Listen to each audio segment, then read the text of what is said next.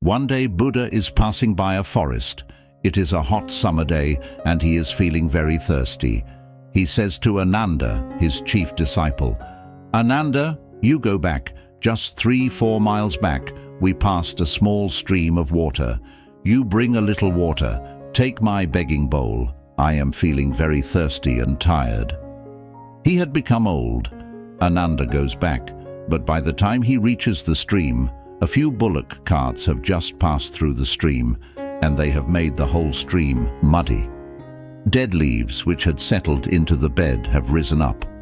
It is no longer possible to drink this water. It is too dirty. He comes back empty-handed and he says, "You will have to wait a little. I will go ahead. I have heard that just 2-3 miles ahead there is a big river. I will bring water from there." But Buddha insists. He says, "You go back and bring water from the same stream." Ananda could not understand the insistence, but if the master says so, the disciple has to follow. Seeing the absurdity of it, that again he will have to walk 3-4 miles, and he knows that water is not worth drinking, he goes. When he is going, Buddha says, "And don't come back if the water is still dirty. If it is dirty, you simply sit on the bank silently. Don't do anything. Don't get into the stream. Sit on the bank silently and watch. Sooner or later, the water will be clear again, and then you fill the bowl and come back." Ananda goes there. Buddha is right. The water is almost clear. The leaves have moved. The dust has settled. But it is not absolutely clear yet, so he sits on the bank just watching the river flow by. Slowly, slowly, it becomes crystal clear. Then he comes dancing. Then he understands why Buddha was so insistent. There was a certain message in it for him, and he understood the message. He gave the water to Buddha, and he thanked Buddha, touched his feet.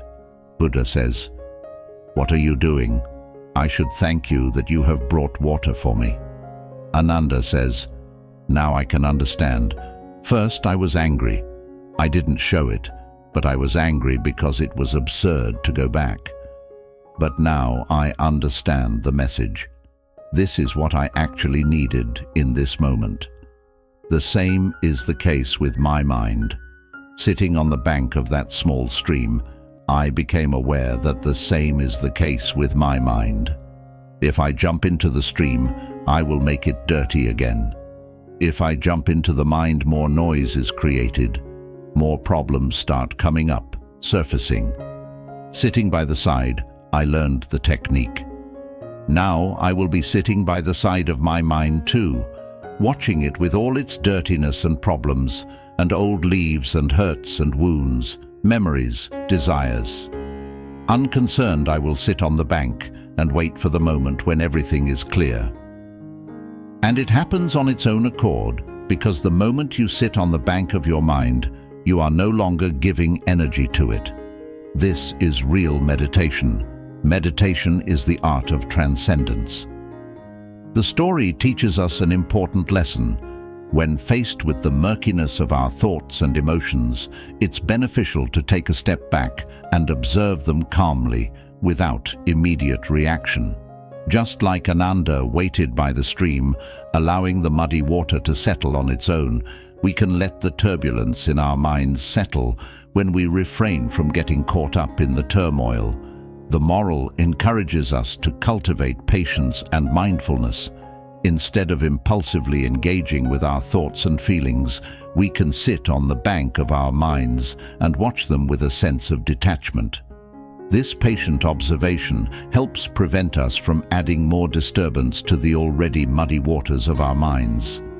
The story suggests that by allowing the natural process of settling to occur, we gain clarity and insight into our own minds. The comparison with meditation highlights the idea that by patiently observing our thoughts, memories, desires, and problems without interference, we can transcend them. In simpler terms, the morale is about learning to stay calm when things in your mind seem messy, just like waiting for muddy water to clear. It's a reminder to be patient, observe your thoughts without getting carried away, and trust that clarity will come on its own. This practice of mental stillness helps you understand yourself better and approach life's challenges with a clearer perspective. Thank you for joining us on this journey to discover the magic of mental clarity. Your commitment to mindfulness and growth is truly inspiring. Don't forget to subscribe for more transformative insights, and together, let's continue navigating the path to a calmer, more balanced life. Your presence makes this community richer. Until the next video, stay mindful and stay magical.